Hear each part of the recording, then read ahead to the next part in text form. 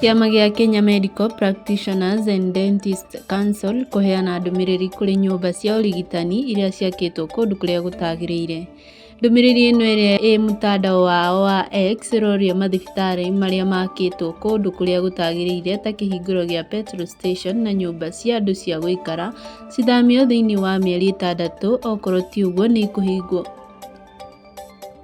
Thirikari nĩ ĩroria andũ arĩa othe me tabarĩra-inĩ ya inua jamii makorwo makĩruta mbia iria mekĩrĩirwo mabengi-inĩ mao. Ndũmĩrĩri ĩno ĩrĩa ĩheanĩtwo nĩ mwandĩki mũnene wa mawĩra ma mũingĩ Joseph Mutari kuuga mbia icio ikorwo ikĩrutwo gwa thikũ 5, okorwo ti ũguo thirikari ĩgũtua andũ acio matirĩ ho na cirutwo thĩinĩ wa bengi. Nake Sam Atandi ũrĩa nĩ MP wa Lego Usonga gũcagũrwo ta mũikarĩri mũnene wa kĩgĩna mbunge thutha wa Ndindi Nyoro MP wa Kĩharo kweherio.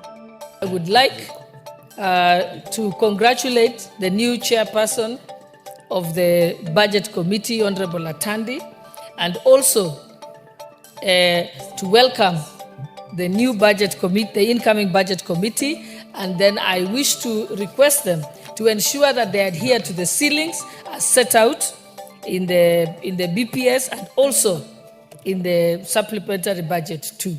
Ĩno nĩ tabarĩra ya mũrurumo, rĩtwa rĩakwa nĩ Wanjikũ wa Ngũgĩ.